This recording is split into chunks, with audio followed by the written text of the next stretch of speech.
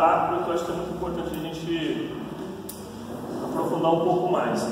Mas eu queria então falar também de uma outra figura educativa na Bíblia. Nem sempre a gente vê também como educador, mas que é fundamental, que é o Espírito Santo como educador. Eu não sei se vocês já pensaram nisso.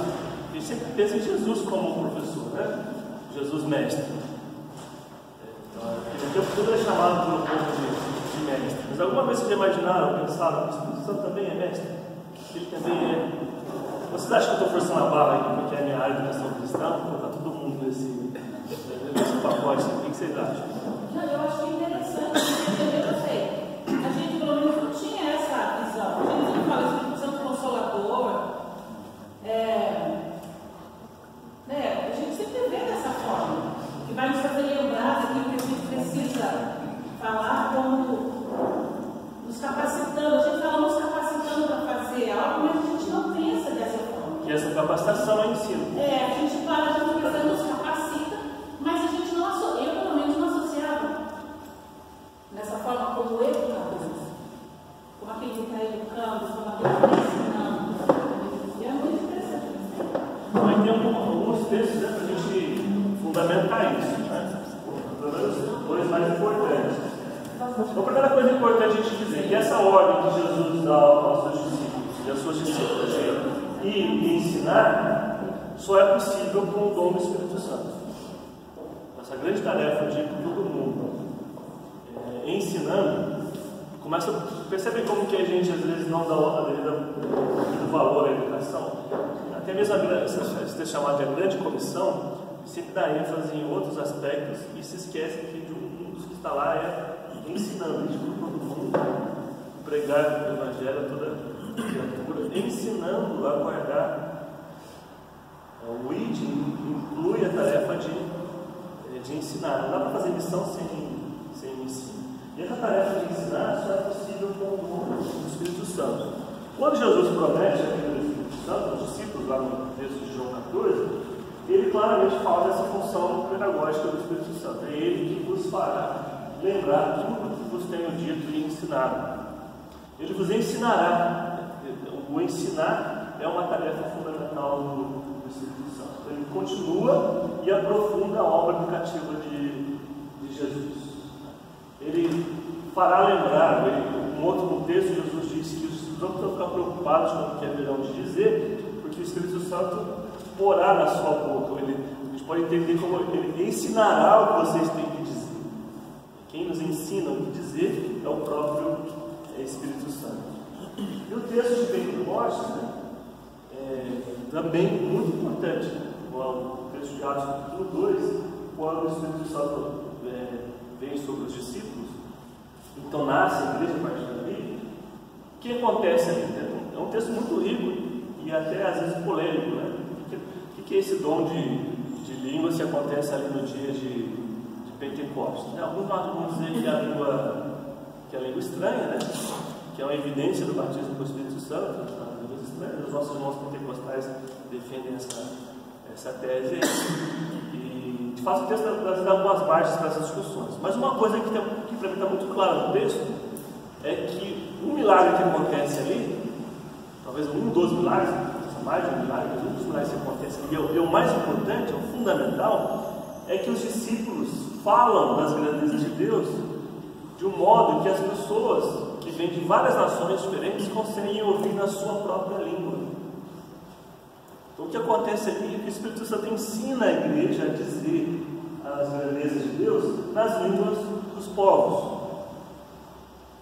Ele ensina a igreja a falar do Evangelho de maneira que as pessoas possam entender. Tudo bem? Vocês lembram do texto, né? Então cada um deixa o povo abismado. Quem são esses aí? Não são todos eles galileus? Como que a gente consegue ouvir tudo que eles falam na nossa própria língua materna? E a partir dali é o que acontece. A igreja nasce com a capacidade de anunciar o Evangelho a todas as culturas, a todos os povos, em todas as línguas. Eles aprendem a cultura, a língua e adquirem a capacidade de comunicar o Evangelho. Não há mais barreiras ao Evangelho. Não há barreiras culturais, não há barreiras de língua, não tem barreira mais ou geográfica, né, do anúncio do Evangelho. Quem faz esse milagre é o Espírito Santo. A igreja nasce multicultural e quem dá esse toque é o próprio Espírito. Tudo bem? Vocês podem discordar de mim, tá? Isso ajuda a gente a crescer, né? Quando a gente tem um senso, ajuda a gente a ampliar a nossa visão. Falando aqui da minha perspectiva, eu acho que eu consigo ver aí, né? Tanto na promessa de Jesus, na vida do Espírito Santo, quanto no texto de Atos 2, essa dimensão ensinadora do Espírito Santo. Isso é muito importante. E daí liga-se aquele tipo de saber que a gente escreveu antes, saber não como posse do conhecimento, mas como experiência. Né? O Espírito Santo nos ajuda a experimentar a palavra de Deus, que nos faz lembrar e nos ensina coisas novas. O Espírito Santo ensina também, ele revela coisas novas, ele fala sobre coisas muito, muito importantes, né, na nossa compreensão da fé. Na igreja que nasce a partir daí, né, a educação, o ensino tem uma importância muito grande no próprio avanço da igreja. Tudo que acontece nessa primeira igreja é a partir da missão, envolve a missão. E a educação, ela é um ponto de partida para a missão também. Se você ler lá, eu sou o desafio que eu faço para você, o convite que eu faço. Você lê a Bíblia agora com esse olhar da educação. Às vezes, quando a gente pega um tema e está com ele na mente, começa a olhar o texto bíblico, a gente começa a enxergar onde antes não via. Se você pensa no tema da educação, do ensino, começa a ler a Bíblia, você vai ver como que ele é de fato presente. Leia o livro de Atos nessa perspectiva, com esse olhar da educação. Você vai ver como que a educação ela é uma tarefa fundamental dos apóstolos. Todos os líderes que vão surgindo na igreja, eles têm uma tarefa de ensinar que é fundamental. E a pregação da palavra começa com o ensino. Por exemplo, Paulo, sempre que chega numa cidade para iniciar um trabalho novo, qual é o lugar que ele procura? Qual é o ponto de partida da missão de Paulo? Vocês lembram? Ou não prestaram atenção? As sinagogas, que é o lugar do ensino. E lá na sinagoga, então, ele começa a, veja o texto bíblico, começa a ensinar, demonstrando que Jesus é o Cristo.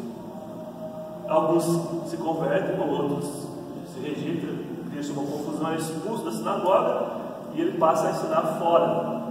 Então, a história vai se repetindo de cidade em cidade. Paulo, que era um rabino também, né? Paulo tinha uma formação rabínica, ele tem entrada na sinagoga judaicas e ali, então, ele começa a ensinar, mostrando que Jesus é o Cristo. É o ponto de partida da missão de Paulo.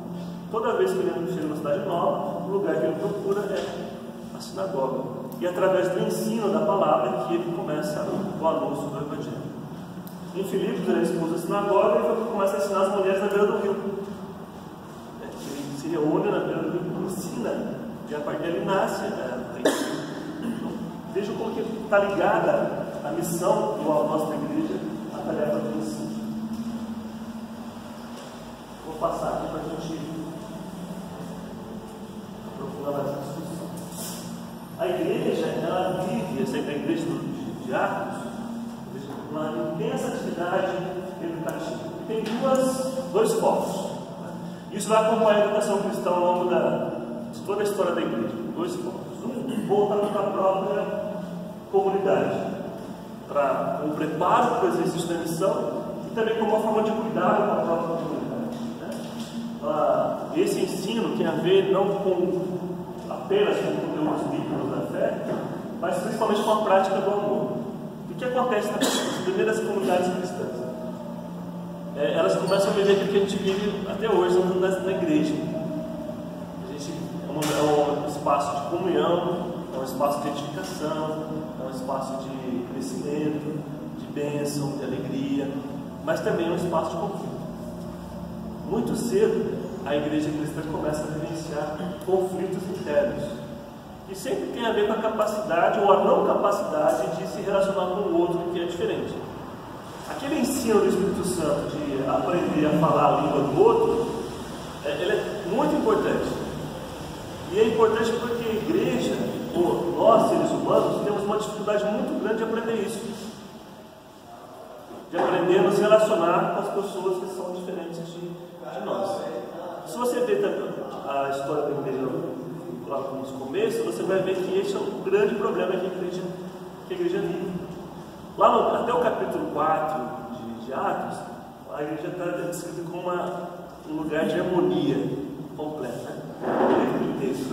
Os irmãos tinham tudo em comum, partiam pão de casa em casa, ninguém tinha nada seu como propriamente seu, mas de todos, traziam seus bens, depositavam aos pés dos apóstolos, que vendiam, distribuíam entre os pobres, então, ninguém não tinha necessitados entre eles, era uma paz completa, né? Uma harmonia, uma fraternidade plena.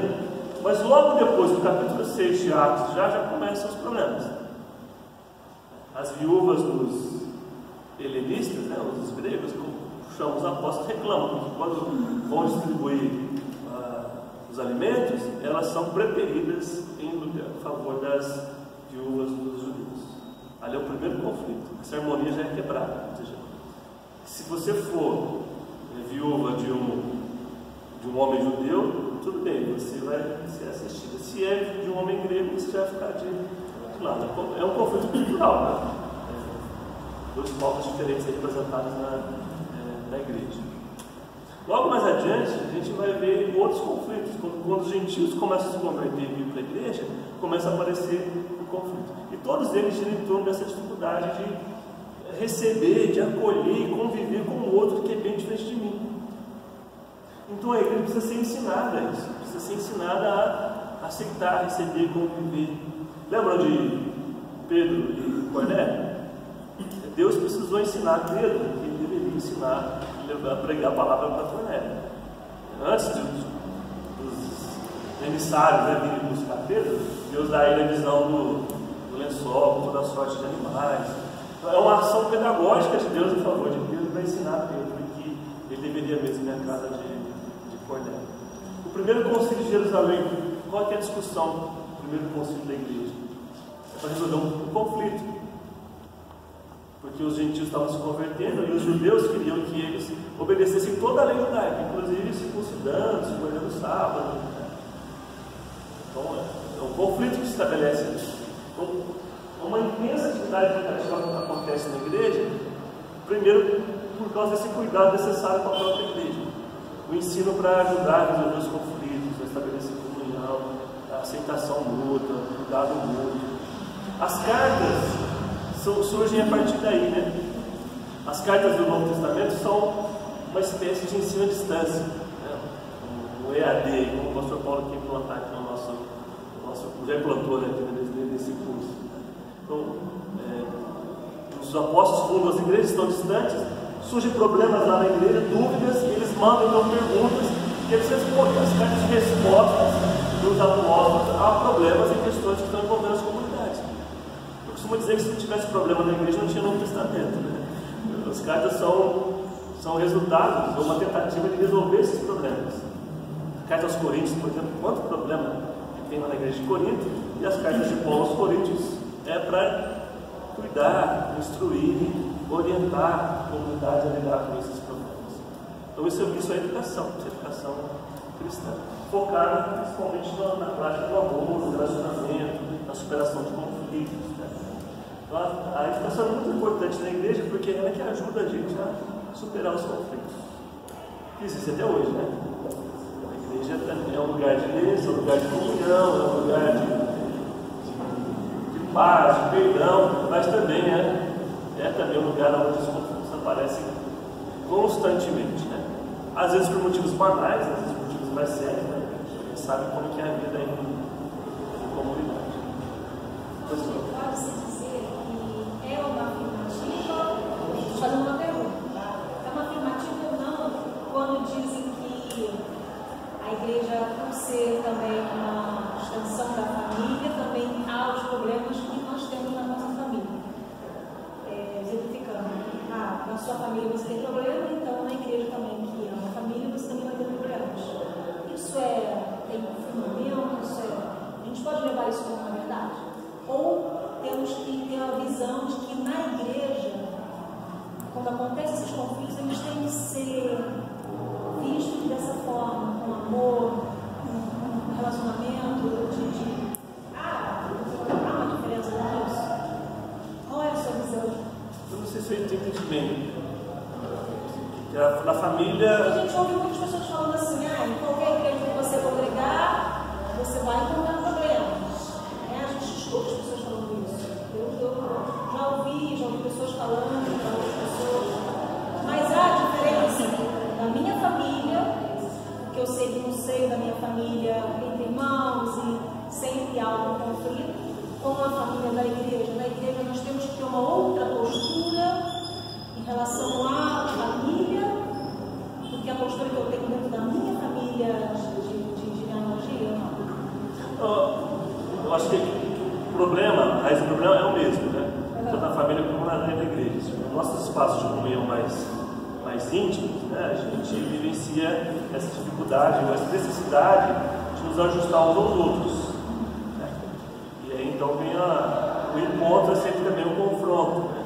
A gente vai se ajustando e vai surgindo os conflitos. E na superação dos conflitos a gente vai desenvolvendo o amor, a intimidade. Né? E o conflito ele é sinal de que existe uma afetividade. Né? Então, a ausência de conflitos às vezes pode representar um problema. O problema da indiferença. Então pode ter uma comunidade, tem alguém que nunca brigou com ninguém, nunca teve problema de relacionamento com ninguém, mas porque ele também não tem relacionamento profundo com ninguém. Ele entra e sai e não conversa, não convive com ninguém. Um dia que ele se envolver num ministério, tem que participar da construção do planejamento desse ministério, da execução da tarefa, ele tem que se ajustar e mudar a sua opinião, aí ele vai vencer o conflito, porque ele está criando uma relação mais profunda com a igreja. Então muita gente não vive nenhum tipo de conflito com a igreja porque simplesmente não se relaciona com a igreja. Então o conflito não necessariamente é sinal de que uma coisa ruim está acontecendo, às vezes é sinal de que as pessoas estão participativas, estão juntas, como na família, né? Na família a gente enfrenta as dificuldades, mas porque a gente está junto, a gente se ama, a gente está construindo uma vida, e é natural que essas os ajustes. Né? E a igreja também, a gente não pode deixar que esses conflitos separem as pessoas, provoquem mágoas, feridas. Né? É na superação do conflito que a gente exercita a essência da fé, que é o amor, que é o perdão, e a gente cresce. Eu acho que é assim uma similaridade entre a família e a igreja, é o mesmo problema. E às vezes a falta de conflito significa indiferença, distanciamento. Né? Então, por exemplo, se eu não conheço vocês, eu não vou brigar com vocês. Né? Porque eu brigo mais com a minha esposa do que com uma pessoa que eu não conheço. Não tem essa queixa às vezes na família? O outro você estava diferente, e você, principalmente porque é mais próximo, né? É uma relação de mais confiança, a gente se desarma, a gente é o que é, a gente não veste as máscaras, né? A gente é o que é, genuinamente. Então, quanto mais a gente assume honestamente que nós somos, a gente vive mais o amor, vive mais o cuidado, mas também enfrenta mais as diferenças, né? Então, o problema é quando esses conflitos se separam a igreja, o amor.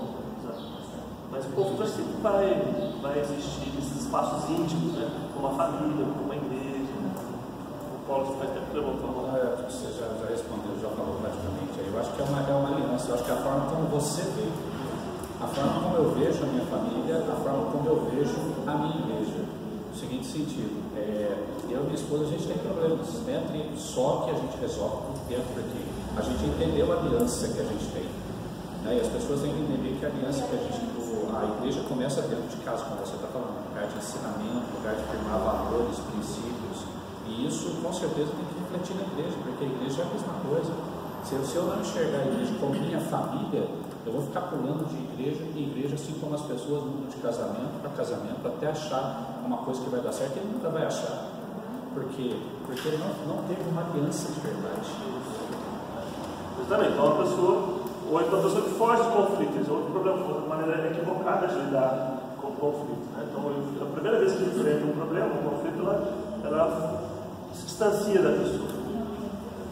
E aí ela nunca vai alcançar maturidade, e vai ficar mudando de igreja em igreja, ou de casamento em casamento, como a gente vê também com muita frequência hoje. Você estabelecer a Então, o Espírito Santo ajuda a igreja a se relacionar. Essa é a tarefa ensinadora do Espírito Santo, né? Como ele ensinou a igreja a falar a língua dos povos, ela ensina também a igreja a falar a língua uns dos outros, a se comunicar. Não, eu preguei sobre o Pentecostes, e aí eu brinquei, eu preciso de um Pentecostes na minha casa, para me ensinar a falar a língua do meu filho adolescente. Eu preciso de um Pentecostes, está havendo um conflito ali, uma dificuldade de entendimento, né? Então, o Espírito Santo precisa me ensinar a língua do meu filho, ou da minha filha, né? Isso é uma ação educativa importantíssima do Espírito Santo, que deve acontecer também na comunidade. Pede nossa participação, né? Pede nossa conscientização, nossa disposição em aprender, né? Jesus Cristo faz nascer uma comunidade que é aprendente, que tem essa função de estar sempre sendo ensinada. E essa é uma virtude cristã, assumir essa tarefa de que nós somos ensinados ou aprendentes, estamos nesse processo de aprendizado contínuo. Então, o que está aqui na Bíblia, no Novo Testamento, é que a igreja nasce, então, como um espaço de ensino, de uma atividade educativa muito constante nessa comunidade. Primeiro, que é interna.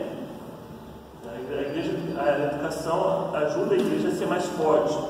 Ela tem uma dimensão terapêutica importante, uma dimensão do cuidado. A gente aprende a se relacionar, uns cuidar dos outros, a gente aprende como fazer missão, a gente aprende e se capacita para o exercício da nossa missão. Então, isso acontece na igreja primitiva. Então, as cartas pastorais, elas são resultado dessa atividade educativa. Os apóstolos ensinam as igrejas a lidar com os seus problemas. Essas cartas depois são juntadas e formam o Novo Testamento, que a gente tem até hoje. Então, é uma forma de ensinar. De novo, a Bíblia como resultado da educação. E uma outra, né, que é o ensino para fora. O ensino para dentro, mas a educação também ela é uma forma de abuso, como a gente já falou aqui, tanto para judeus como para gentios. Pregar a palavra significa ensinar a palavra. Pregar a palavra é ensinar a palavra. Tudo bem? Podemos conseguir? Então eu queria ter um tempinho mais para a gente falar da prática pedagógica de Jesus, que eu acho que é muito importante, né? Então acho uma dúvida que Jesus é um educador, né? Ou vocês têm dúvidas sobre isso aí? Jesus é chamado de muitas coisas na Bíblia, né? Há muitos títulos pelos quais a gente pode se referir a Jesus, mas eu acho que nenhum aparece com tanta frequência quanto a palavra mestre. Então ele é o rei, ele é o Senhor, aí tem muitos títulos. A gente gosta mais desses títulos, né? Que falam de triunfo, de grandeza, mas Jesus tem algumas imagens para falar de si mesmo que falam de uma coisa mais íntima, que rei, Senhor, da ideia de grandeza, mas também de distanciamento, né? Jesus prefere imagens como pastor, por exemplo, que fala mais de cuidado, de proximidade, e ele é reconhecido pelo povo como mestre, como professor, e ele se deixa chamar assim. E ele vai ter discípulos um dia que só ele deveria ser chamado assim. A ninguém chameis mestre, porque há um só mestre, né? Que era ele mesmo. Então ele assume plenamente essa figura de mestre. Se deixa chamar, até os adversários dele chamam ele de mestre. Então ele é reconhecidamente um educador.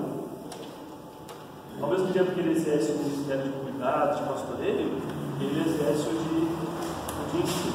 Ele está constantemente ensinando. É que a gente gosta tanto do sermão, por exemplo, né, dessas coisas mais ao culto, que a gente não consegue enxergar isso em Jesus. Por exemplo, até o sermão do monte, que não é um sermão, é uma aula, a gente chama de sermão. Se você olhar lá no capítulo 5 de Mateus, que é a introdução do sermão do monte, diz o quê? Que Jesus passou a ensinar.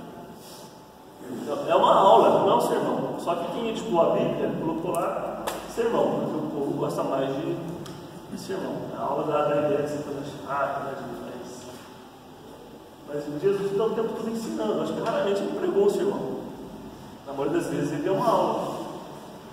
Ou no espaço como esse, que as pessoas sentam para ouvir, ou na mesa, conversando com alguém, ou andando no caminho com alguém. Mas ele está sempre ensinando.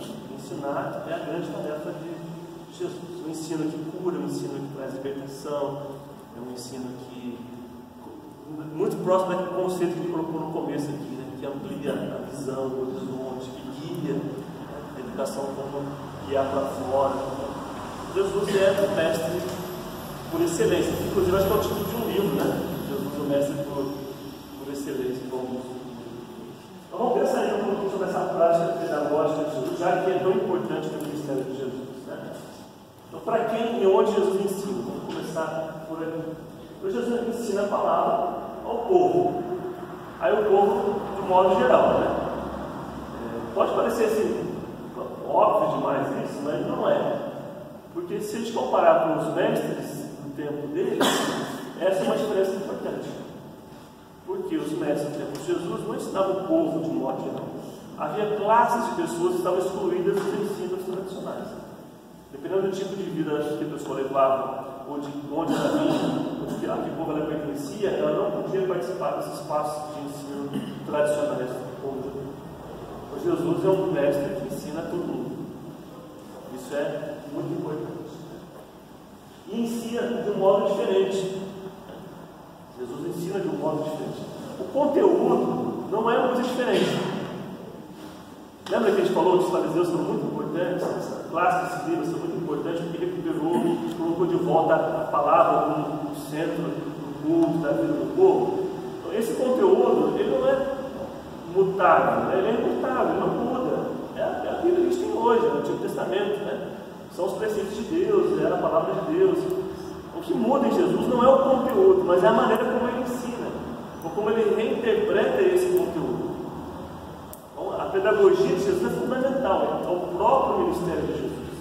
A metodologia de ensino para Jesus não é uma coisa pequena, é o próprio conteúdo do seu ensino. Não sei se eu estou sendo claro, né? Em Jesus a gente não separa a metodologia de ensino de conteúdo, porque são a mesma coisa.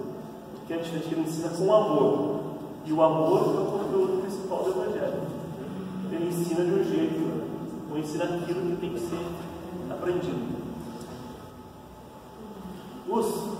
Muitos, né, dos mestres do tempo de Jesus ensinavam a palavra de Deus sem amor, que é uma contradição. Que é novo, Jesus que ensina com amor. Então, é um novo modo de anunciar a palavra de Deus. Ele não cria, né, uma relação de dependência entre o professor e o aluno. Começa por aí. A relação dos mestres com os seus discípulos é de dependência. Jesus promove um ensino que gera autonomia, que gera libertação. Há uma dependência no sentido de que nós dependemos sempre da graça e do amor de Deus. Mas Jesus instrumentaliza as pessoas para elas serem elas mesmas as protagonistas de suas vidas. Né? E não só, ele liberta, ele é um libertador. Libertar alguém e devolver à pessoa a liberdade, a capacidade de conduzir e construir a sua própria vida. Volto com uma relação de dependência. Eu não faço o que o outro manda eu falar. Eu sei agora o que eu tenho que fazer, eu sei o caminho que eu tenho que seguir, eu sei que decisão que eu tenho que tomar. É um amigo que está a serviço dos seus amigos e amigas. Né? Ao final, ele tem os seus discípulos. Não nos chamam mais servos, eles chamam amigos. Porque um servo não sabe o que faz o seu Senhor. Olha o tipo de relação que ele cria com vocês, de amizade. De amizade, de afetividade. Isso é muito, muito importante. De novo, isso é uma maneira diferente de ensinar. O mestre tradicional não era amigo dos seus discípulos. É uma hierarquia nesse ensino, né? Um distanciamento, respeita porque eu sou o professor, né? E Jesus, ele vive uma proximidade tão grande com os seus discípulos que ele é amigo deles. E ele quer ser chamado por eles de amigo, uma relação de muita proximidade. Isso é um modo diferente de ensinar. Outras características, né? Ele visita o povo nas casas e recupera a dimensão festiva da vida. Jesus recupera a casa como um lugar principal principal de ensino. A religião oficial estava mais ligada ao templo e à sinagoga. Jesus usa como ambiente predileto de ensino a casa. Ele também vai no templo, ele também ensina na sinagoga, mas onde você mais vê Jesus ensinando é na casa. Em torno da mesa, conversando com as pessoas, ele traz para dentro da família o lugar do ensino. E a casa de qualquer um. Ele entra na casa de Zaqueu, ele entra na casa de Marta, Maria e Lázaro, se hospeda na casa deles, né? Na sua própria casa, na Cafarnaum. Então ele está sempre nesses lugares. Nunca rejeita um convite para comer na casa de alguém, né? Quando é convidado, ele mesmo se convida, hoje eu vou comer na sua casa. Por isso que a gente faz isso também, né? Nesse ponto a gente é bem fiel ao discipulado de Jesus, né? Não tem cara de fazer isso não, pode fazer que Jesus fazia. Então hoje eu vou lá comer na sua casa.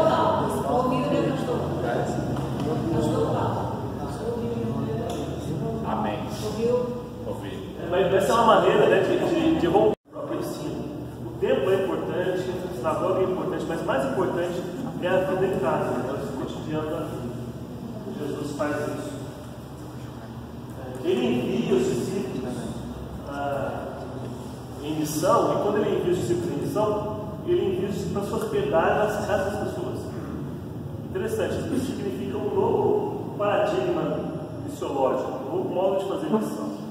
E geralmente quando a gente vai abrir um trabalho novo, a gente cria no bairro, numa cidade, um prédio, constrói um prédio, aluga um templo e logo põe lá o logo da igreja. Né? Então quem passa ali já vê lá a cruz e a chama do igreja metodista, então aqui vai ter um trabalho missionário novo.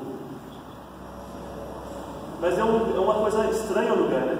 Todo mundo logo de cara percebe que é uma coisa que não pertence àquele lugar que está chegando agora. Jesus faz missão de um jeito diferente. Quando ele manda os discípulos em missão, ele fala: vocês vão lá e vão entrar na casa, hospedar na casa deles. Vocês vão comer o que eles comem, vocês vão beber o que eles bebem, vocês vão dormir o que eles dormem. Quem acolher vocês entram e comem e abençoam, e é o de Deus naquele lugar. Cura, ele faz todo o trabalho. Então, olha que maneira bonita de fazer missão, né?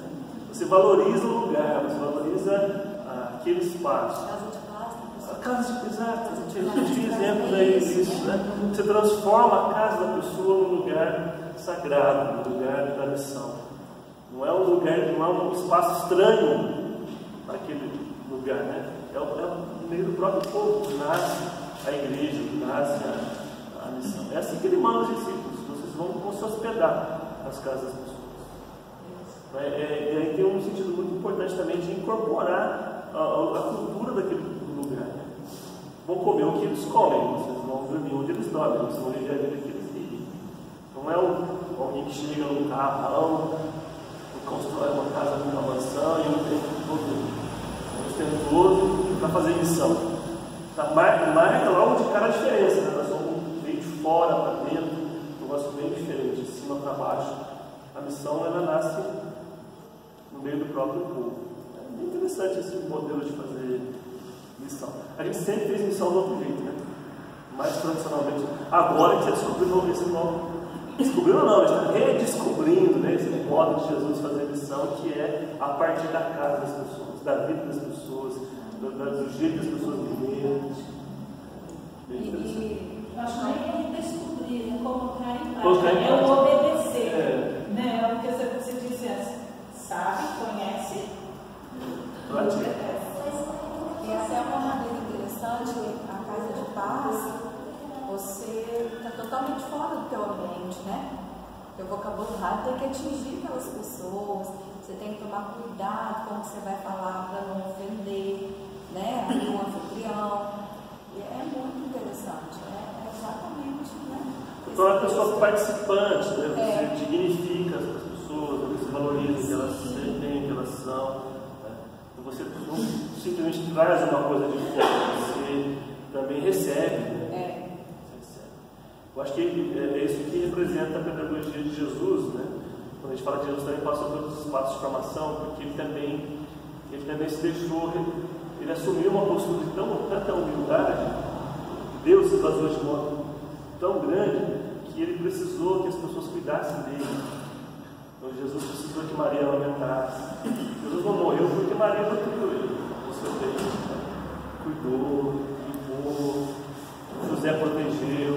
Então Deus se torna frágil, ele vive a nossa vida e ele recebe cuidado, recebe amor, recebe carinho, recebe ensino, e ele vai sendo formado e então ele ensina, trazendo vida, paz, salvação. Percebe como isso é forte? E como que a gente tem que aprender esse modelo de missão que ensina com Jesus? Antes de falar, antes de anunciar, antes de dizer qual é a resposta, a gente precisa conviver com as pessoas, aprender delas, ouvir as perguntas e depois dar as respostas. Mas a gente acostumou que a gente tem a resposta. Já chegou a resposta pronta antes mesmo da pessoa fazer a pergunta. Esse movimento de encarnar, de estar junto, de estar perto, ele é necessário para fazer uma missão mais efetiva. Foi assim que Deus fez missão, foi assim que Jesus fez missão.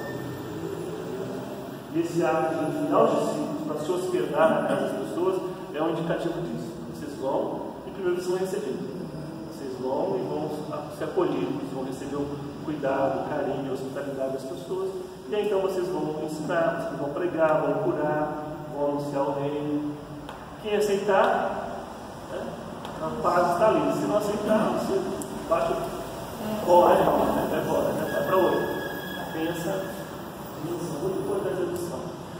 É assim, e é um jeito de ensinar, educadores contemporâneos, mesmo contemporâneos assim, como Paulo Freire, por exemplo, falam de ensinar dessa perspectiva. Não sei se vocês conhecem o método do Paulo Freire de alfabetização de adultos, o método do Paulo Freire de alfabetização, que teve assim, um grande impacto no Nordeste, não foi interrompido por causa do exílio, da ditadura militar, mas parte daí. Não é o método não ia a partir de uma cartilha pronta. Os educadores iam para uma comunidade pobre e ficavam lá, e conviviam com as pessoas. Antes de começar as aulas, antes de ensinar a ler e escrever, eles conviviam com as pessoas, comiam com elas, dormiam na casa delas, e iam anotando as palavras geradoras de sentido para aquela comunidade. Então, quando eles iam ensinar a ler e escrever, as palavras que eles usavam eram palavras do cotidiano das pessoas, não era da cartilha. Então, dependendo da comunidade, eram palavras diferentes. Então, a comunidade rural era enxada, era roça, era plantação. Se era alguém que trabalhava na fábrica, nos lugares, era dentro desse espaço. Então, não só aprendiam a ler e a escrever, como aprendiam também a significar a sua própria vida, conscientizavam-se. Então, uma educação que nasce dentro da própria comunidade. É interessante isso, essas ligações. Jesus já fazia isso. Isso é importante a gente ver. Tá, vamos aqui, que tempo. Cuidar da influência e acolher os excluídos também é uma forma de ensinar, ou seja, o estudante é diferente porque ele ensina através da acolhida essas pessoas que ninguém queria ensinar, que ninguém queria acolher, que ninguém queria cuidar. Lembra a gente falou no começo do ensino com a dimensão do cuidado humano? Cuidar significa também educar. Tinha pessoas que não conseguiam ter nem forças, nem condições de promover a própria libertação, porque não tinham consciência, não eram formados, estavam excluídas dos espaços da religião. Jesus inclui todos eles. E justifica, Deus põe entre eles porque eles são doentes. E quem é doente precisa de médico. O médico não vem para quem está são. O médico tem que vir para quem está doente. Então o mestre convive com os seus seguidores. Então essa atitude pastoral que a gente cuidava é a primeira proposta formativa de Jesus. Ele vai ao encontro das pessoas e propõe o caminho. Ao invés de chegar na sinagoga, ou no templo, ele torna-se um pregador ambulante, um mestre ambulante. Ele fica fixo no lugar, ele está em todo lugar, e depois ele percorre toda a Judéia, a Galileia, passa por Samaria, às vezes sai um pouco da fronteira além de Israel, vai em outros povos. Então ele está sempre nesse movimento. Eu acho que Lucas 14, quando fala que Jesus ia pelas aldeias e cidades, ensinando e caminhando para Jerusalém. Isso era lindo demais. Ele vai ensinando, caminhando e ensinando, ele se percorrendo toda. É muito interessante. Então não é aquele guru que fica num lugar e você fala, lá tem alguém que sabe, vamos lá, ver o que ele tem para ensinar. Não, ele mesmo vai ao encontro, e aí ele alcança as pessoas que nunca seriam alcançadas se não tivesse esse movimento. Ele vai ao encontro das pessoas, estabelece uma relação direta através da prática do acolhimento. Aí o mútuo acolhimento, né? Ele é acolhido e ele também acolhe, né? São uma dupla assim, missão, educação, é sempre uma via de mão dupla. Não sei se vocês já pararam para pensar nisso, né? Toda vez que a gente se propõe a ensinar alguém, a gente aprende. A primeira atitude é a de se dispor a aprender. Eu tenho que aprender para ensinar com mais eficiência. Mas não só os conteúdos daquilo que eu tenho para transmitir. Eu tenho que aprender a estabelecer uma relação de confiança, uma relação de amor. E eu tenho que aprender, essa pessoa para a qual eu vou passar conteúdos, ela também tem muita coisa para passar para ela. Então é uma relação de troca. E a missão também. A igreja tem que fazer missão não porque as pessoas precisam de Deus. Claro, por isso também. Eu sempre penso em missão como um ato que a gente faz a favor dos outros, né? Mas a missão também é uma ação a favor da própria igreja. Porque na missão a igreja se renova, ela também aprende, ela se revitaliza. As pessoas novas trazem ânimo novo, trazem experiências novas, novas experiências de fé. A igreja não faz missão, a igreja que vai definhando, a igreja que vai se consumindo, né, nas demandas internas, nas coisinhas do dia a dia, e morre, adoece, vai morrendo. Uma igreja, ela se esgota, né? Eu costumo dizer que não existe igreja de manutenção. Toda vez que uma igreja se propõe a ser uma igreja de manutenção, ela já começa a regredir, né? Porque a missão revitaliza, a missão traz vida nova para a igreja. Então a gente faz missão porque as pessoas precisam da igreja, mas também porque a igreja precisa das pessoas. É uma via de mão dupla, assim como é a educação. Então Jesus acolhe e é acolhido pelas pessoas, né? É uma dupla, uma via de mão dupla, como eu disse. A proposta do discipulado. Aí eu queria dizer, discipulado não às vezes a gente faz uma confusão, né? O discipulado se tornou para nós sinônimo de grupo pequeno. Grupo pequeno é uma estratégia de discipulado. Discipulado é mais do que grupo pequeno, né? O discipulado sempre é essa relação de segmento, de assumir o segmento de Jesus. Jesus propõe às pessoas um caminho. Então não é um conjunto de normas, doutrinas que as pessoas têm que aprender. Não é um caminho que elas têm que aprender, elas têm que seguir.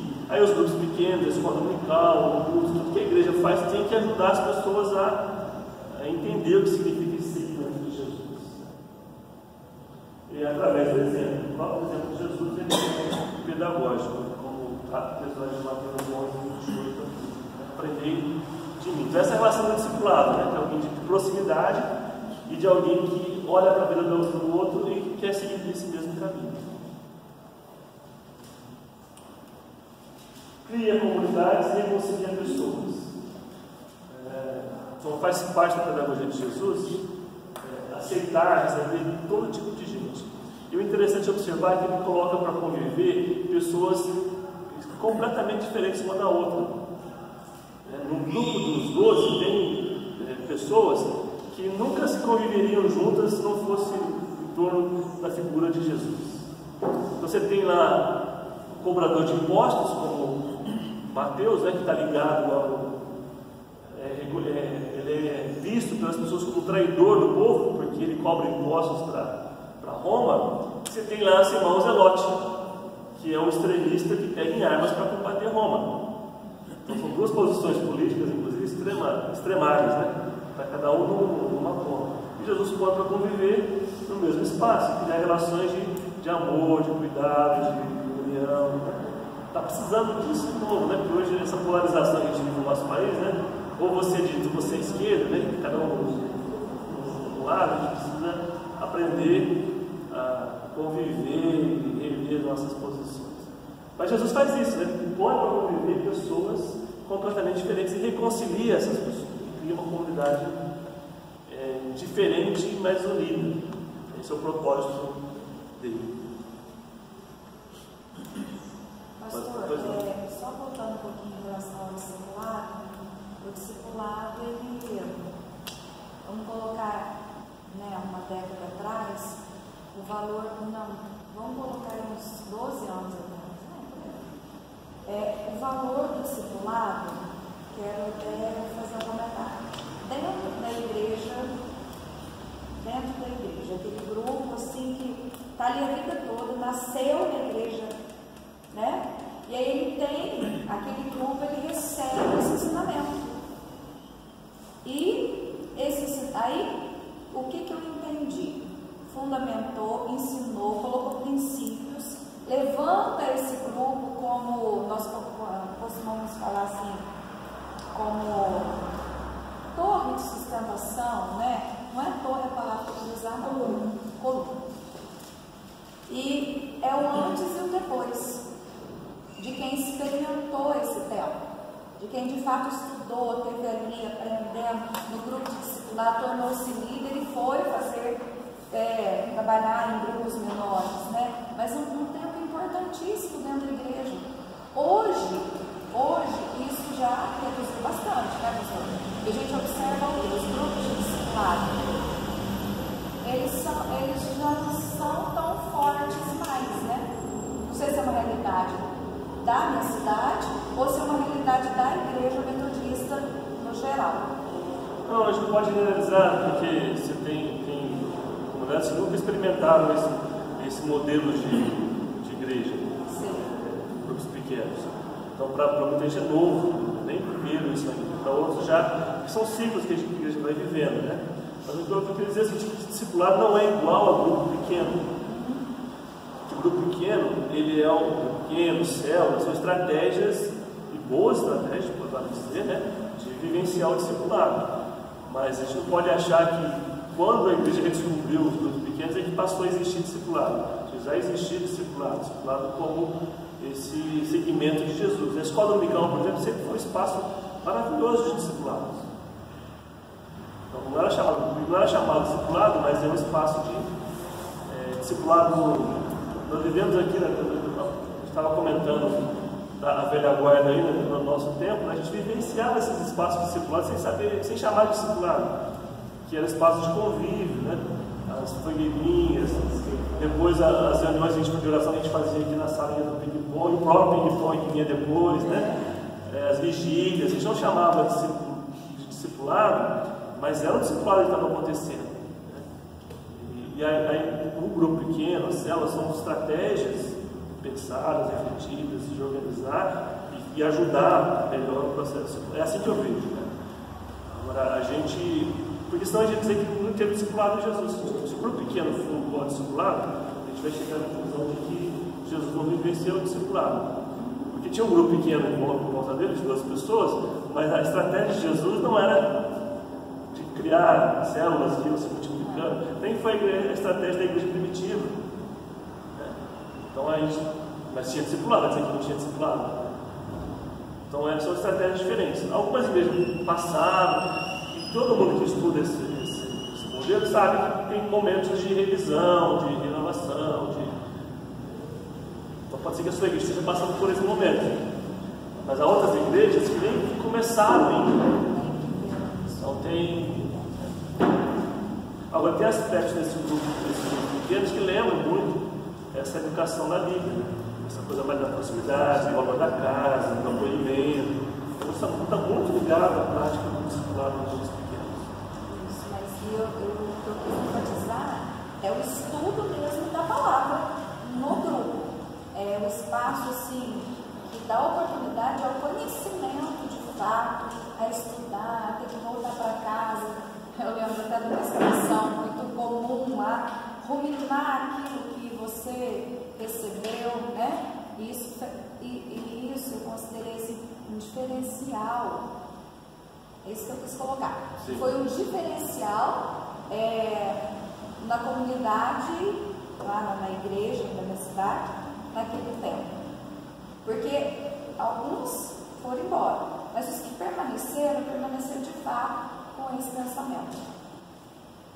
Então, antes eu te conhecia apenas de ouvir falar, mas hoje os meus olhos te veem. É bem isso, bem esse versículo. Sim, que está próximo desse tipo de educação que a gente falou. Sim. Vamos caminhar um pouquinho aqui, né? Outro aspecto importante da pedagogia de Jesus é que ele supera as barreiras de gênero, de religião, de raça e de classe. Ou seja, esse é um diferencial também da pedagogia de Jesus, ou da prática pastoral de Jesus, porque ele inclui todo mundo. Então, por exemplo, no discipulado de Jesus participam homens e participam mulheres. Não só homens. Um discípulo, um rabino tradicional, só tinha discípulos homens. As mulheres não podiam ser discípulas de Jesus. Aquela história de Marta e Maria, lembra? Que Maria senta-se aos pés de Jesus para ouvir os ensinamentos. A gente sempre quer aprender aquele texto achando que Marta está brava só porque ela não está ajudando nas deveres de casa. Também, mas o mais importante daquele texto, o que mais choca as pessoas, é porque Maria ousa assumir a postura de discípulo.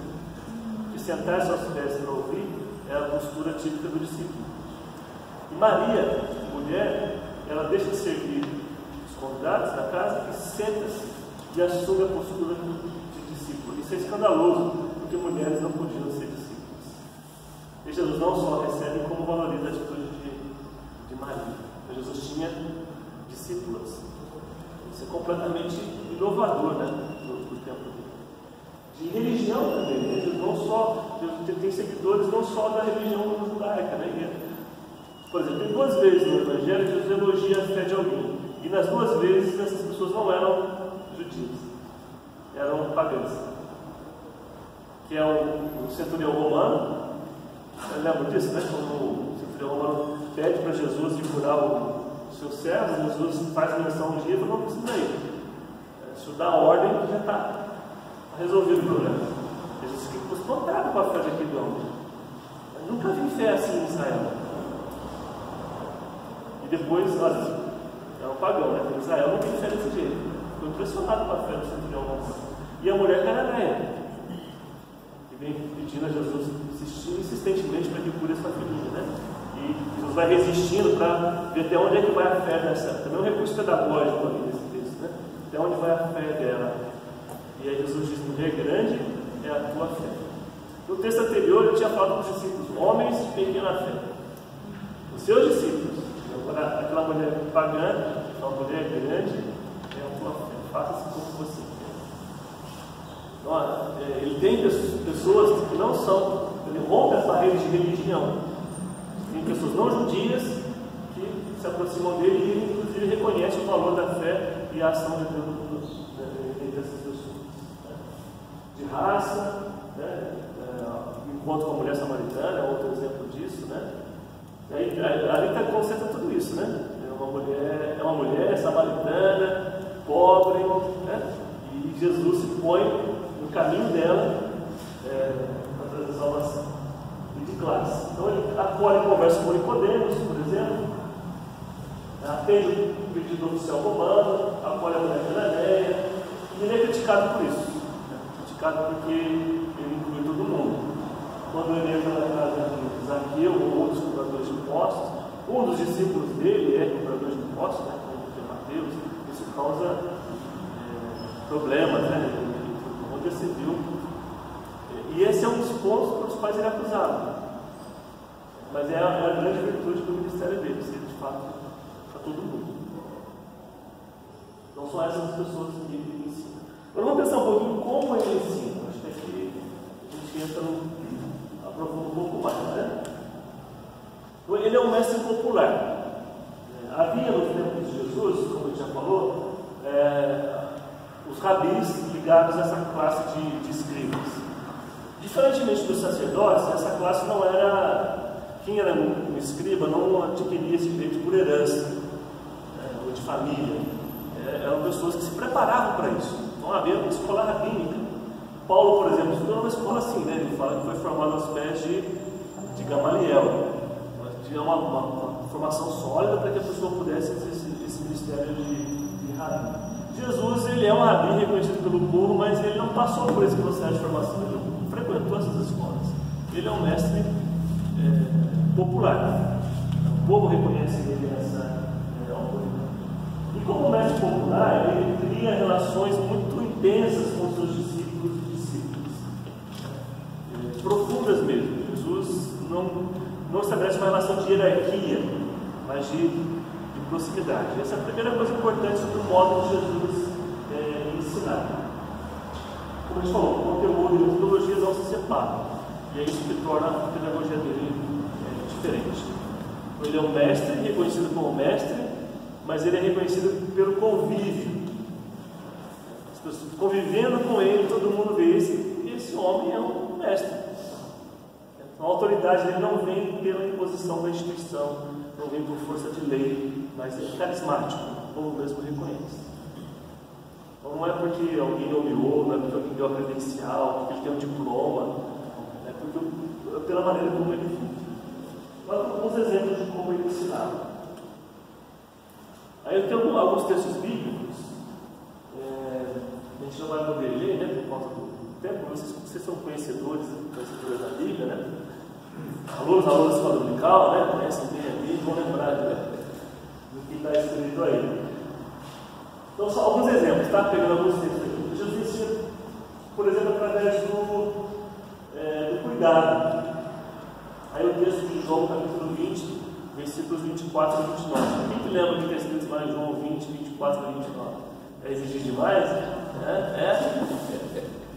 É a história, né? De Tomé, lembra de Tomé? Quando Jesus volta uma segunda vez, depois da ressurreição, por causa de Tomé. Esse é um modo de Jesus ensinar, através do cuidado. A gente fala que esse é só um dos textos, tá? Que exemplifica essa dimensão do cuidado no ensino de Jesus. Bom, Jesus ressuscitou, os discípulos tiveram muita dificuldade em acreditar na ressurreição, né, depois da ressurreição de Jesus. Demora aí uns dias, embora ele tenha falado, tenha ressuscitar, tenha aparecido para as mulheres, e várias vezes juntas, as pessoas já continuam tendo uma dificuldade danada de acreditar que Jesus estava vivo. Então eles estão lá em Jerusalém, em casa, com as portas trancadas, com medo dos judeus. Jesus aparece no meio deles, num domingo, né? Um domingo.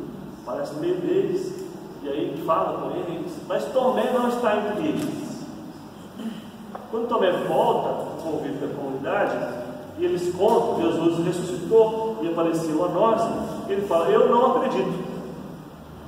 Eu não acredito. Se eu não vir, se eu não pôr o meu dedo, eu não vou acreditar. Daí vem o ditado do Tomé, né, para estudar para crer. Eu sou como Tomé, eu viver para crer.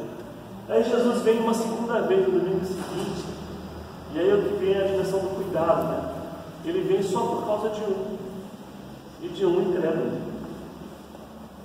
Então a gente costuma dizer que a fé move montanhas, que a fé é muito importante. De fato é mesmo, né? Mas quando falta a fé, não falta o cuidado, não falta a graça, não falta o amor de Deus. E Jesus vem uma segunda vez por causa de um discípulo incrédulo.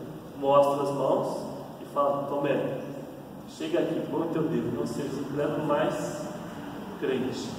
É uma maneira de ensinar, de promover, de ensinar a fé, né? E essa dimensão do cuidado.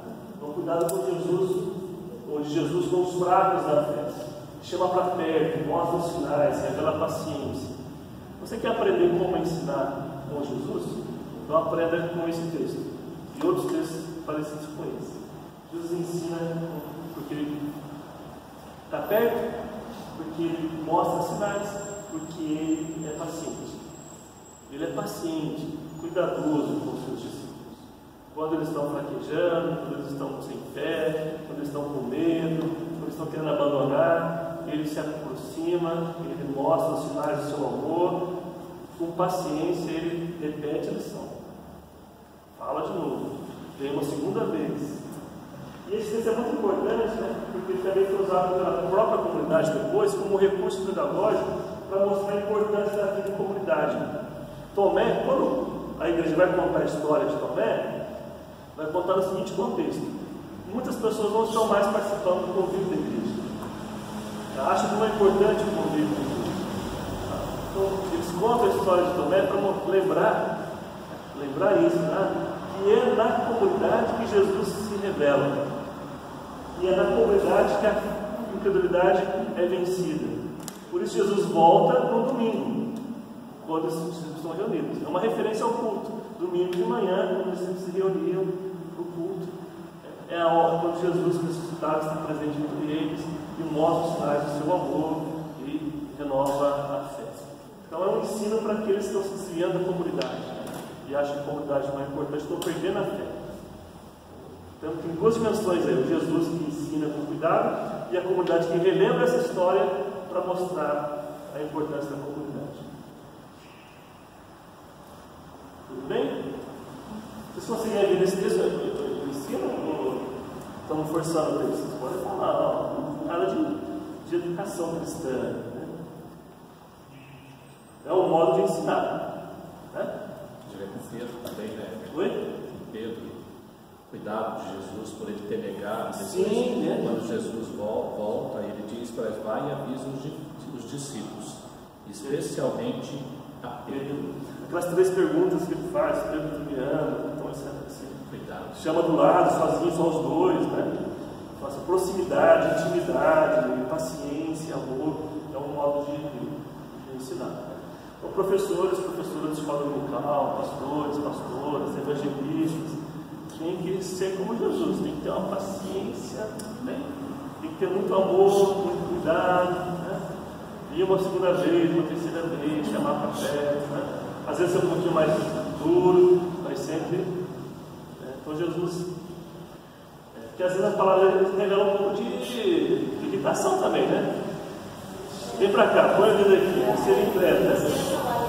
Mas com um singelo amor, aquela chamadinha que ele fala lá no verso 29, que ele diz Cristo, então ele sutilmente fala: você precisa me chamar com amor, sutil. Precisa às vezes ser um pouco mais cuidado com aquele que é fraco na fé. Ou seja, a pessoa, ou o aluno, ou a aluna da escola dominical, ou o discípulo, a pessoa ou ovelha da igreja que mais precisa da paciência, do amor e do cuidado, é a mais fraca. Isso parece lógico, né? Mas isso aqui é tão óbvio para nós, não é praticado, porque a gente acaba dando mais atenção, valorizando mais os bons alunos, os que são fortes na fé, os que estão com a vida certinha. Esse a gente põe destaque, premia, né? As escolas que eu tenho, por exemplo, alguns métodos que a gente usa na igreja até para fortalecer o ensino. Então, a gente faz uma gincana, por exemplo, e premia os melhores, né? A gente olhava na frente, e dá estrelinha, dá uma bica de presente. Isso dá um jeito de motivar. Mas o que a gente faz para a criança que perde? Ficou lá atrás. Deveria ser o contrário: a autoestima, o cuidado, o zelo para aqueles que têm mais dificuldade de aprender. Às vezes é porque a família não está na igreja, às vezes é porque não tem os recursos. Então, esse cuidado com os que estão para trás é o que marca a pedagogia de Jesus. A atenção, o cuidado, o zelo com os mais frágeis. Esse é que precisa de mais cuidado. E a gente acaba, na escola acontece isso, né? Eu me lembro que na minha época, quando eu estava lá na quinta série, na escola do almoço, classificava as quintas séries e fazia-se as classes pela nota, né? Então a quinta série alfa era dos top, né? Aí até a delta, então não tinha até a epsilon, né? Tinha várias classes de quinta série. A delta e a epsilon eram os piores alunos, repetentes e tal. Os professores chegavam na sala de aula, qual classe que eles mais gostavam de dar aula? E aqueles que estavam lá atrás, davam aula de qualquer jeito, porque isso daí não tem jeito mesmo, né? São os atrasados. E a gente reproduz esse modelo na igreja. A pedagogia é diferente. O cuidado dele, o zelo dele, a atenção dele é para quem tem mais dificuldade, é para quem está mais frágil. É esse que precisa do pastoreio. O que está bem, está forte na fé, eu nem vou visitar, deixa que ele. Quem que o pastor visita? Vai ouvir que o pastor vai buscar. É a que está perdida, não é a que está. Parece coisa que a gente é cansado de ouvir, mas não consegue praticar. Né? Isso que é bom relembrar para a gente pôr em prática. Jesus ensina através do serviço. Esse é outro texto que eu gosto muito, que é o de João 13. Esse texto que eu trouxe para vocês foi um exercício que eu fiz lá com os alunos na faculdade, depois de falar sobre a pedagogia, buscarem na Bíblia textos que representassem a pedagogia. Então eles trouxeram esses aí. Eu trouxe para vocês que a gente falou assim no começo, não foi eu que escolhi esses textos, mas veio lá na classe de alunos lá. Outros textos que eles colocaram é esse João 13, João 17, que é onde os lava os pés dos discípulos. Né? Se a gente lembrar o contexto que isso acontece, a gente vai de novo pensar no cuidado, mas é acrescentar um outro elemento que é o serviço. Os discípulos estão. É um ambiente de tensão, né? Não sei se vocês lembram da história, mas os discípulos estão caminhando para Jerusalém. Enquanto eles caminham, eles discutem entre si quem deles é o maior e quem é que vai ficar no lugar de Jesus, né? Uma direita ou esquerda, quando Jesus for rei, ou quando ele vier com o seu reino. Quem de nós é o mais importante aqui do grupo? Os dois irmãos lá, Tiago e João, chegam a formalizar o pedido, né? Senhor, permite que quando viemos com o teu reino, fiquemos um à tua direita e outro à tua esquerda. Os outros discípulos ficam sabendo disso e ficam muito bravos com eles. Né? Cria diz o texto bíblico, não é, João? Que há uma dissensão entre eles. O grupo está dividido. Há incompreensão e medo, porque Jesus está dizendo que vai morrer e eles não conseguem entender por que a morte está no caminho de Jesus. E eles têm medo. O que vai ser de nós quando isso acontecer? Ou até medo de perder a própria vida, né? E entre eles tem até um traidor. É um grupo, ou seja, esse ambiente onde Jesus institui a primeira ceia, né? Institui a ceia do Senhor, e aquela noite muito decisiva na vida dele, é um ambiente de muita tensão. Você acha que a igreja tem problema? Dá uma olhadinha para o grupo dos discípulos de Jesus, né? Você vê o que é problema. Né? E como é que Deus lida com esse ambiente de tensão, de incompreensão, de falta de fé, de medo, de traição? Aí ele entra então com cuidado e com a postura de serviço. Ele lava os pés, pega uma vasilha com água e começa a lavar os pés dos discípulos. Ele ensina através dos gestos, né? Ele ensina através não só das palavras, mas da postura e dos gestos. Então, também uma ação pedagógica. Ele vai lavando os pés, oferecendo purificação a eles, oferecendo perdão a eles, e depois que ele termina, ele diz: então, vocês compreenderam o que eu fiz? Vocês me chamam de Senhor e de Mestre, vocês fazem bem porque eu sou. Agora, se eu sou o Senhor e Mestre, lavei os pés de vocês também têm que lavar os pés uns dos outros. Então ele serve e diz que serviço é o padrão do seu discipulado. Os seus discípulos também têm que exercitar o serviço. Então é muito interessante esse texto na perspectiva da educação cristã. Né? Então, gestos, postura de acolhimento, humildade, serviço. Especialmente quando as palavras, os discursos não dão conta de responder às crises, aí então entra o gesto. Tem momentos que falar não resolve nada. Não adianta falar, não adianta. Você já falou, né? A palavra dura não resolve. Tem horas, momentos muito difíceis, muito particulares da nossa vida, que o que vai dizer ou transmitir alguma coisa é o gesto de amor, de acolhida e de serviço. Nesse momento, por exemplo, outros momentos de perda, quando alguém perde uma pessoa muito querida, não adianta repetir aquele discurso, velho discurso, não, está com Deus, nos levou para cima, fica dele. Não adianta, né? Nessas horas é a presença, é o cuidado, é o abraço, é a proximidade. Fala muito mais do que as palavras. Porque eu vos dei o exemplo, para que como eu vos fiz, façais vós também. Isso, né? Jesus ensina através do exemplo, né? Não só ele faz e manda a gente repetir. Sobre isso, eu vi uma história uma vez, né? Bonitinho assim, um casal que estava com a filhinha e um senhor tinha perdido a esposa, estava chorando assim, no banco. Aí a menininha foi lá e ficou junto com ele, ficou um tempo lá com esse senhor. Aí quando ela voltou, a mãe perguntou: o que você estava fazendo lá? Você falou para ele: nada, estava só ajudando ele a chorar. Ajudando a chorar. Às vezes é isso que a pessoa precisa, de alguém que ajude a chorar, né? Que fique junto para. Nesse caso aqui não é. Tem também o choro, que então é uma espécie de luto que eles estão vivendo, né?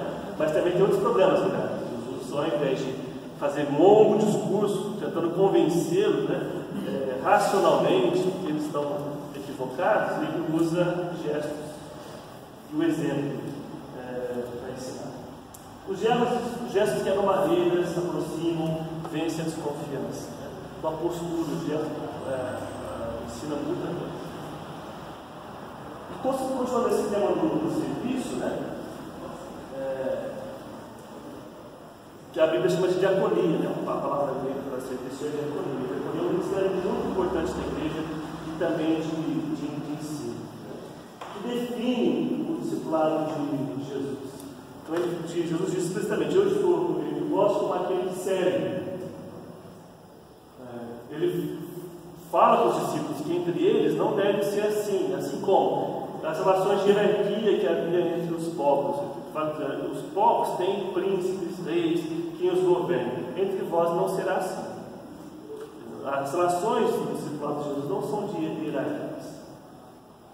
A gente não consegue obedecer Jesus, né? Porque a gente cria relações de hierarquia, né? Quem manda é quem obedece, quem manda quem pode, obedece quem tem juízo, né? Está sempre discutindo essas coisas.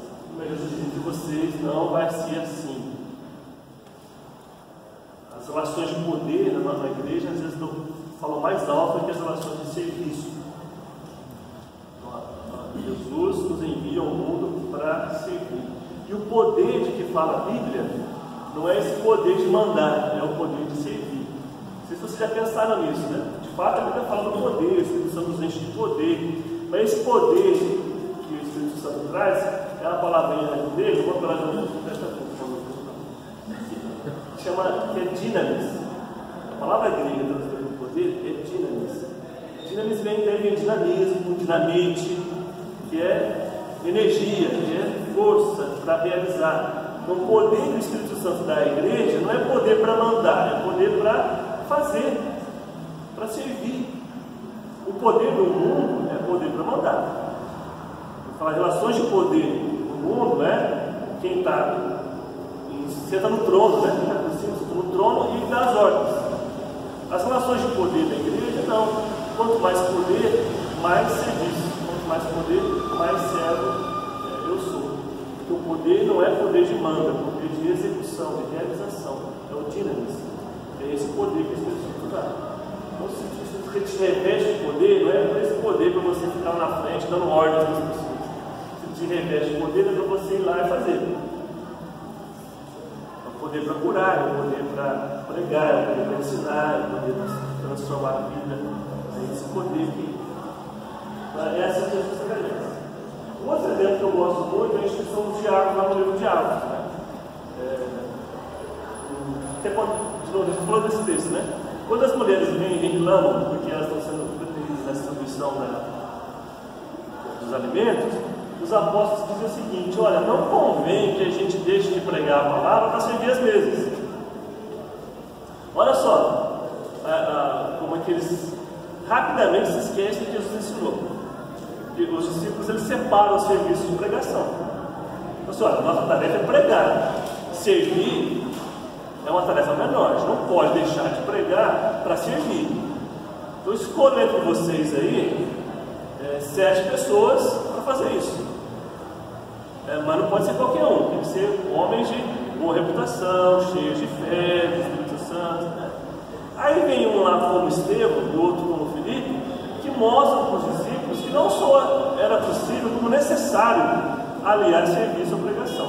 Porque estes homens que foram chamados para servir as mesas, eles não só servem as mesas, eles também ensinam. Tanto é que Estevão, que é um deles, é o primeiro mártir do cristianismo. Porque servia as mesas? Não, porque ele pregava. Percebe, né? Os apóstolos dizem: nossa tarefa é ensinar, não é servir. Escolha alguém para servir. Aí esses que eles escolheram para servir, servem e pregam. Servem e ensinam. E através do serviço ensinam. Isso é muito interessante no texto da Bíblia. Está muito ligado ao que Jesus ensinou. Então quem ensina na igreja? É o pastor, é o professor de escola dominical, mas todo mundo, né, que exerce algum tipo de serviço também está ensinando. Não sei se vocês já tinham prestado atenção nesse detalhe no texto dos diáconos, né? Então, entre os diáconos estão Filipe e estão Estevão, que eram pregadores também, escolhidos para servir as igrejas. Isso também é cesta básica, né? Atualizando a linguagem. Né? Jesus ensina através das parábolas. Esse é um método de ensino de Jesus bastante conhecido, né? Que representa um método participativo de ensino. O que é uma parábola? Quem lembra das aulas de matemática lá que tinha parábola, lembra? Como é que era o desenho da parábola? Lembra? Eu esqueci que nem eu. Põe as coisas em paralelo, né? Uma do lado da outra.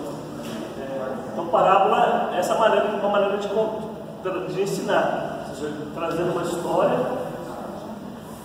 Não é uma metáfora, né? Não é um simbolismo, é uma coisa nova que Jesus inventa, né? Um método novo de ensinar, e é contando histórias do cotidiano, da vida das pessoas, e ao contar as histórias, ele vai trazendo as pessoas para dentro da história. E no meio dessa história também está o ensinamento da palavra de Deus. Ele aproxima o cotidiano das pessoas da mensagem, usando imagens do cotidiano, como semente, terra, semeador. Às vezes histórias que provocam curiosidade, quando está fora de lugar. Por exemplo, essa parábola do bom samaritano. Não tem nada de estranho nessa parábola? Você não percebe nada de estranho na parábola do bom samaritano? Desculpa, do semeador. O samaritano também, mas do semeador. O que tem de estranho na parábola do semeador? Quem trabalha com a terra, quem já plantou, não vê nada de o pastor Barbosinha, o pastor metodista, disse que o pai dele, quando se converteu, era agricultor aqui na região de Piracicaba, Rio das Pedras, e que aconteceu isso não pode ser outro dia.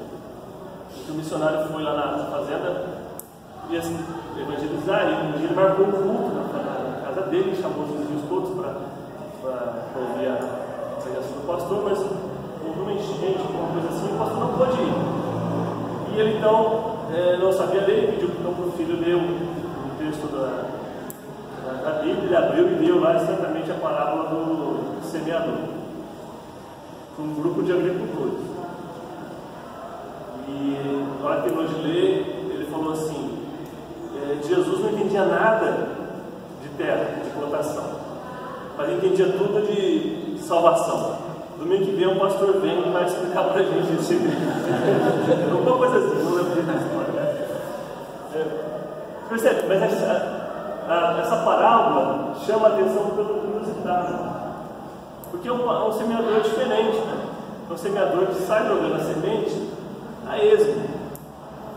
A semente cai entre as pedras, cai entre os espinhos, cai na beira do caminho, e por acaso a parte cai na boa terra. Para ninguém semeia assim, né? A primeira coisa que o semeador faz é escolher a terra, arar, para a terra, então semear. Esse semeador da parábola é um semeador diferente. Esse diferente chama a atenção das pessoas. Que história estranha essa. São imagens do cotidiano, né?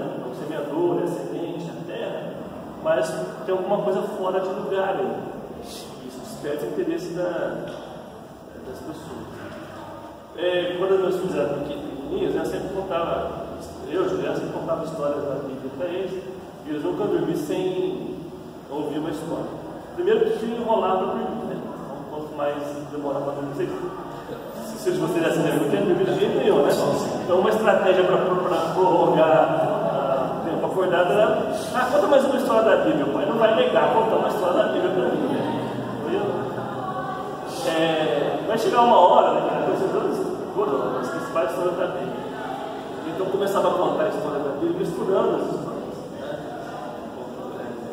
Mudando as coisas de lugar. E aí eles não protestavam, né? Era uma forma de chamar a atenção, despertar o interesse. Aí chegava uma hora assim: conta uma história inventada para nós hoje, para eles.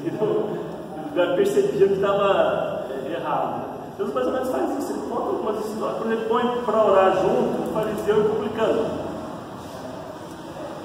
O fariseu e o publicano subiram ao templo para orar. Nunca que o fariseu subiria ao templo para orar junto com o publicano. Mas na parábola eles estão juntos. Então são recursos que Jesus usa para despertar a atenção, chamar o interesse das pessoas. Mas essas histórias têm a ver com o cotidiano e no meio delas está a mensagem do reino de Deus.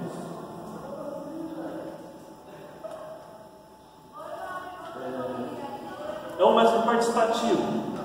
Participativo porque envolve as pessoas. Na maioria das vezes, Jesus não interpreta as parábolas. Não sei se vocês já perceberam isso. Jesus não dá a moral da história. Ele conta a parábola e pronto. São raras as parábolas que ele depois tem que explicar o que significava. A maioria das parábolas ele não explica. Porque ela não tem explicação. Ou seja, uma explicação cada um é que entende.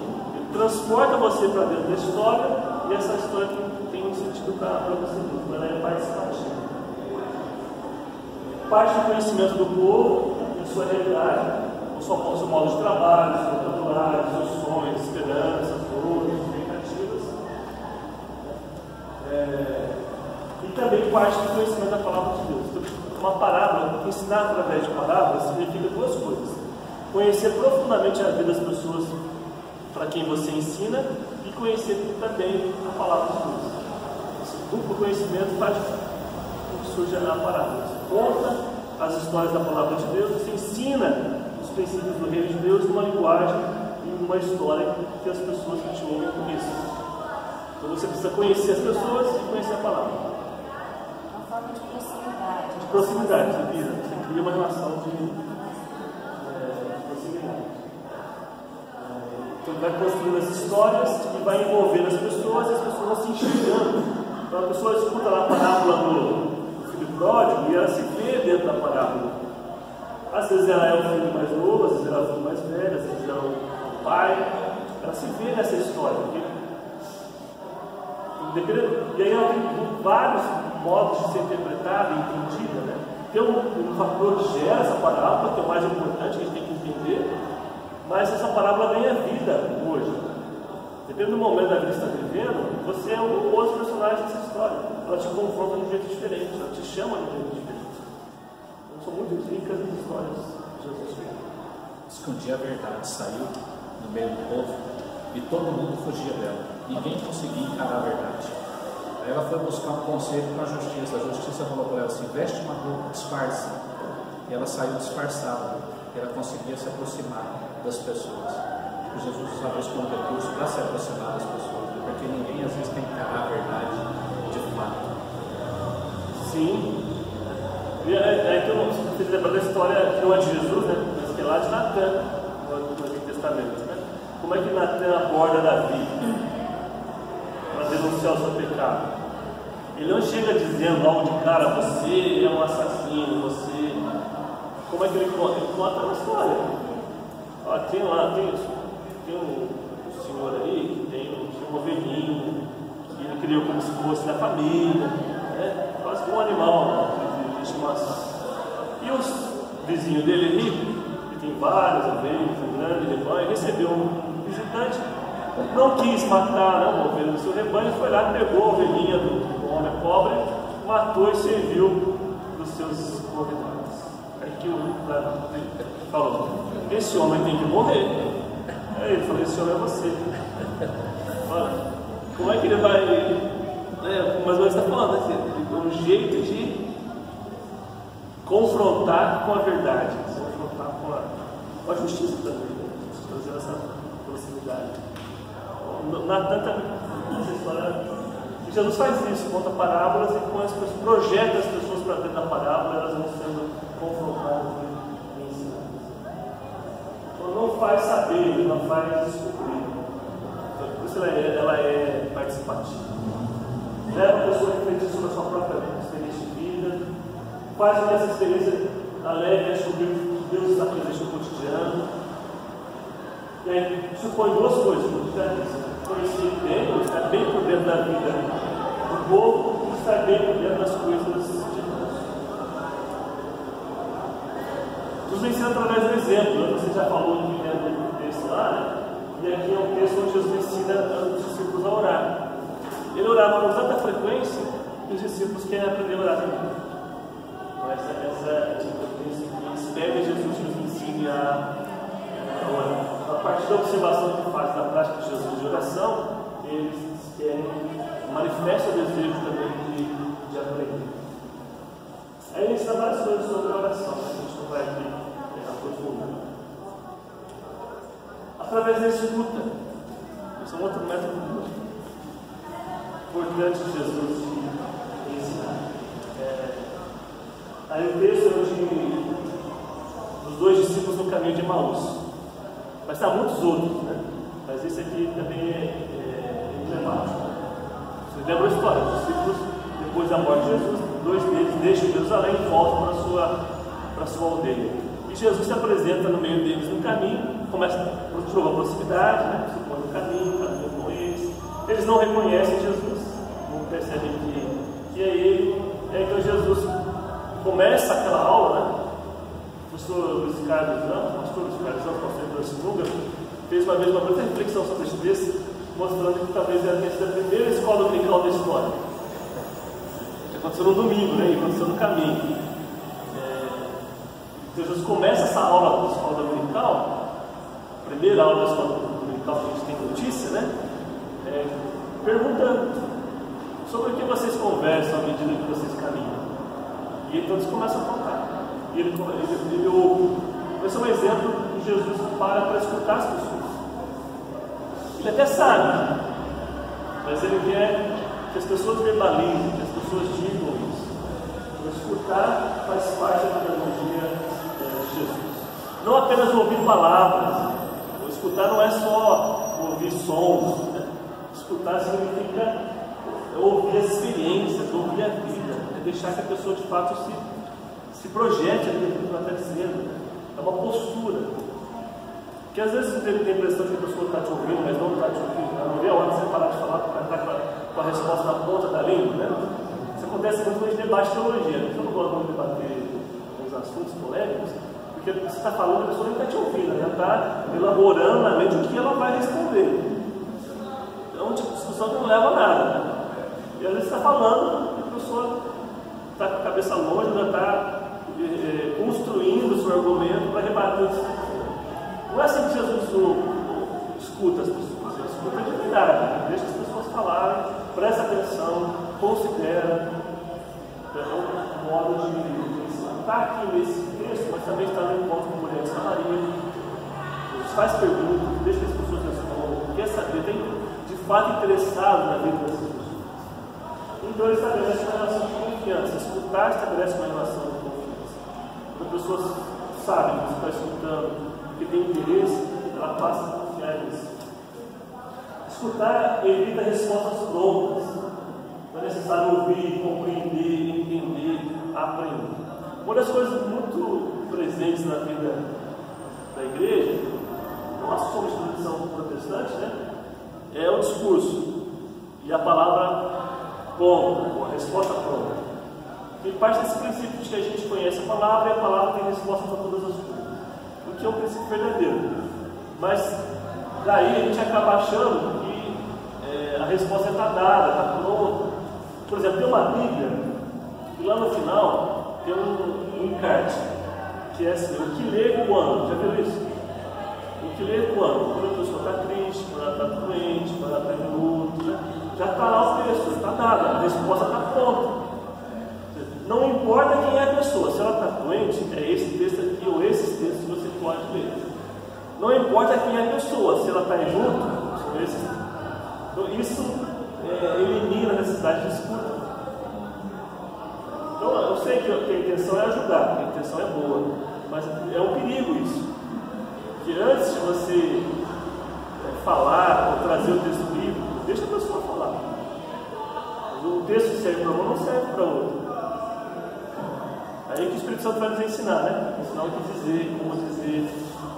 Então, as respostas prontas, às vezes, elas, ao invés de ensinar, elas criam uma barreira que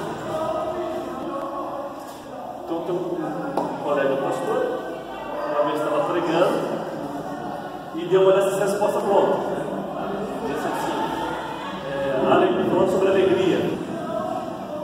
A alegria que marca a vida do cristão. Então, na promessa do sermão, ele falou assim, a alegria é tão presente na vida do cristão que até o velório de uma pessoa cristã é diferente. Aí uma senhora levantou no meio da igreja e falou: o senhor fala isso porque nunca perdeu um filho. Uma resposta pronta, né? O discurso fácil, ou chavão, que não considera a realidade das pessoas. Ele mesmo contou isso, como isso foi educativo para ele, né? Outra, a igreja de Campinas tinha curso para gestantes, trabalho social da igreja. A maioria dos adolescentes que prefiravam, a igreja então dava lá um curso de como primeiros cuidados com o bebê, um advogado dava aula de como dos direitos trabalhistas tinha vários profissionais, médicos, e o pastor sempre fazia a devocional. Agora eu fazia a devocional com ela. Eu lembro que nas primeiras vezes que estava dizendo a devocional, repetia aquele velho discurso da bênção da maternidade, né? Enquanto eu estava falando nessa conversa, uma delas falou: o senhor quer trocar de lugar comigo? Fala da bênção que ia ser mãe, o senhor quer trocar de lugar comigo? Já que é tão bom assim, né? Vamos inverter a relação. Ela teve coragem de verbalizar uma coisa que estava incomodando ela, e que às vezes estava incomodando outras mulheres que não tinham coragem de dizer, né?